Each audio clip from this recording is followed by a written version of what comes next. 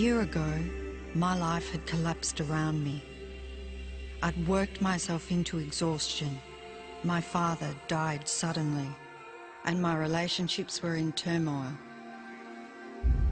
Little did I know at the time, out of my greatest despair was to come the greatest gift.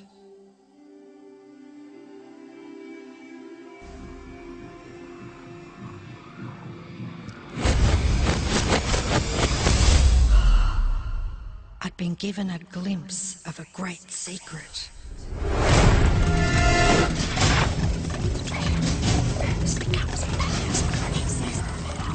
I began tracing the secret back through history.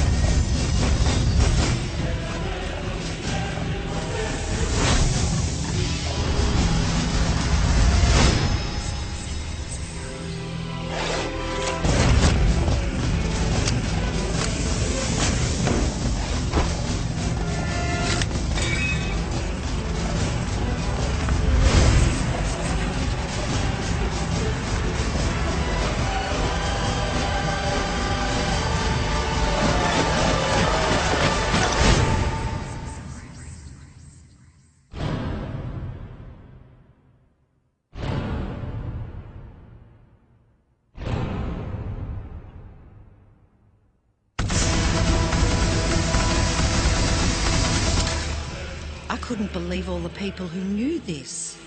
They were the greatest people in history.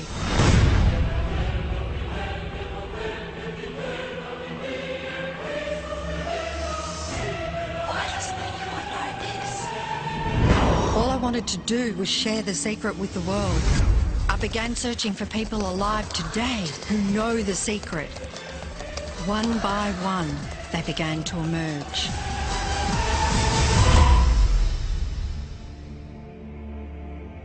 You know, this secret gives you everything you want. Happiness, health, and wealth. You can have, do, or be anything you want. We can have whatever it is that we choose. I don't care how big it is. What kind of a house do you want to live in? Do you want to be a millionaire? What kind of a business do you want to have? Do you want more success? What do you really want? I've seen many miracles take place in people's lives. Financial miracles, miracles of physical healing, mental healing, healing in relationships. All of this happened because of knowing how to apply the secret. This is the great secret of life.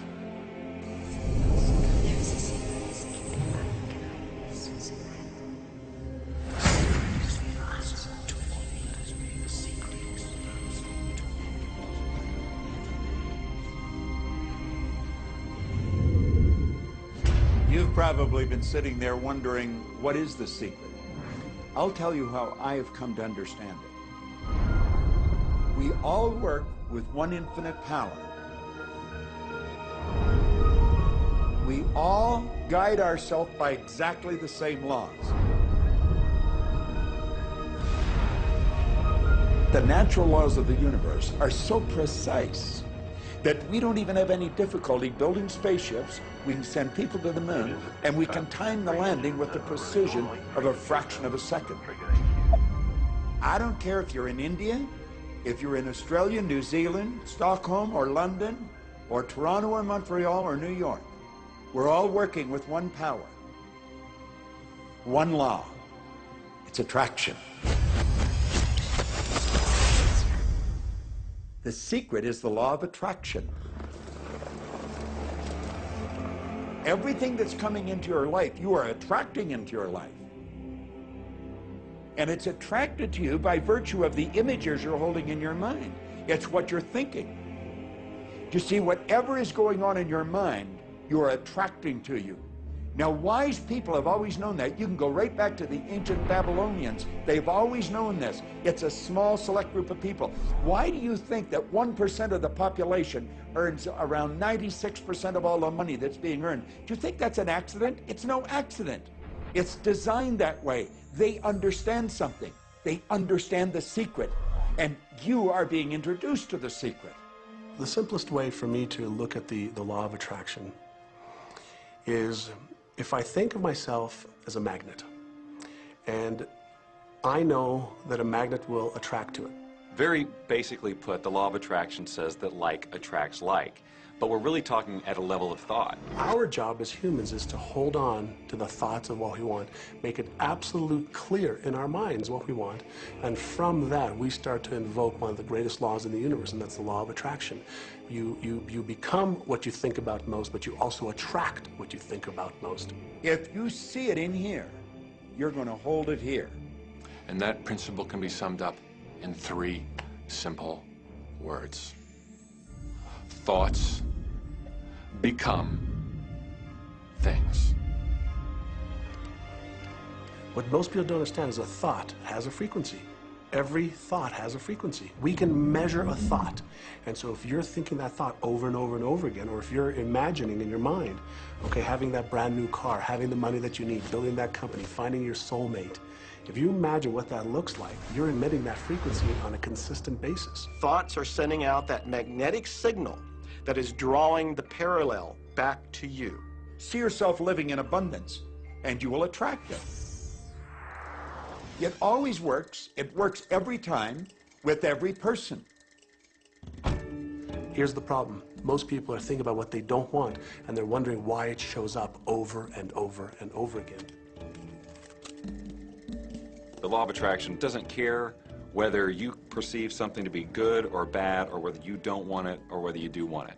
It's responding to your thoughts. So if you're sitting there looking at a mountain of debt, feeling terrible about it, that's the signal you're putting out into the universe. Wow, I feel really bad because of all this debt I've got. You're just affirming it to yourself. You feel it on every level of your being. That's what you're going to get more of.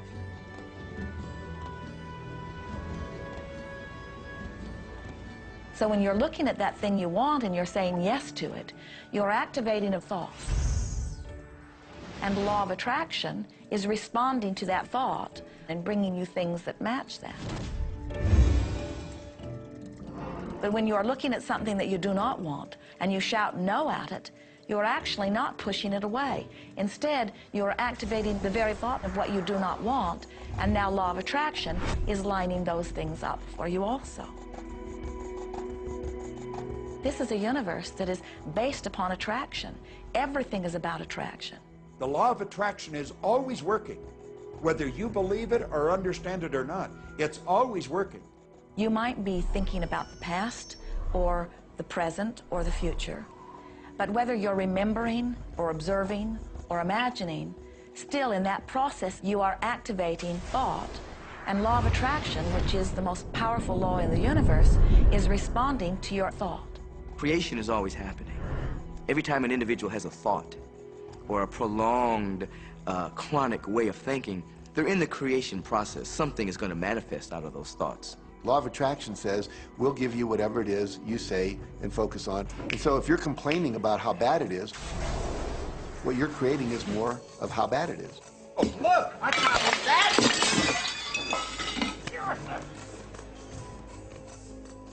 I had a student named Robert.